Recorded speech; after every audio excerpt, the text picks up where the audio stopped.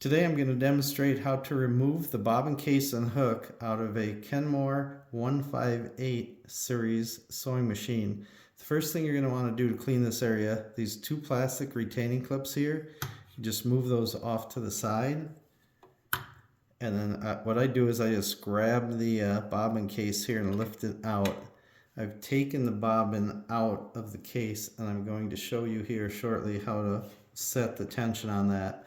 And then just go ahead and grab the middle part of the hook, this pin that the bobbin case clicks into. Just lift the whole thing out of there. If you have your retainer for the hook in this position, this is needle all the way up. The needle is all the way up, and that puts this retaining area here off to the left-hand side. Oscillating hook, because what it does is it oscillates back and forth. There's two types of mechanisms, oscillating and rotary. So here we have it in this position. I've already cleaned all this, but if you have a bunch of fabric material in here, loose thread, broken needles, take a brush, clean that all out, vacuum it out, and then this is your actual hook right here. You go ahead and inspect this hook. This is where it's going to meet the needle right here at this point to pick up the thread. So you can just kind of feel this, make sure that it's sharp, there aren't any burrs on the hook. I'll show you what it looks like here. The thread actually has to go all the way around this every time it makes a stitch. Okay, so I'm going to assume you've got everything cleaned back out. You can put a few drops of sewing machine oil right on this area. Let me get a pointer right on this area where this retainer is going to hold it in. And you can see the hook goes back and forth. See how it's meeting the needle right here? How the hook meets the needle to grab the thread and bring it around. Okay, so I'm going to take that back to that position. Show you one more time. That just drops in there.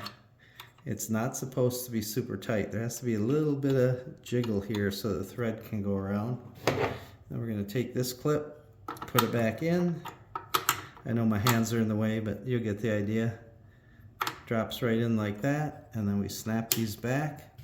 Now that you've cleaned that area, gotten out any debris, broken needles, thread, anything like that, you can go ahead and load your bobbin in your bobbin case and just click this back in.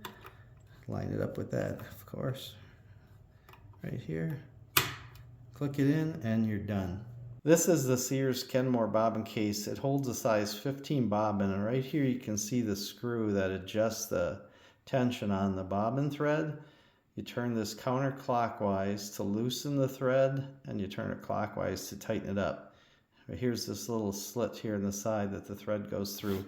So I'm going to take my size 15 bobbin. I'm going to place it in here like this so the thread's coming over the top. And then I'm going to put it in. It just went right into that slot by itself, and I'm going to pull it through like this. And now I can just easily pull on this. Now this is already adjusted, so it's just right as far as tension. But if I wanted to, let me get in here.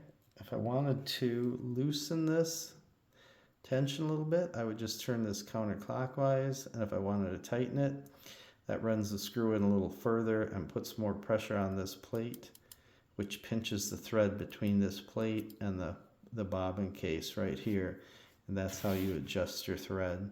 It should come out, it shouldn't just slip out super easy, but you just gently and smoothly, the thread should come out of the case just like this. All right, let's continue.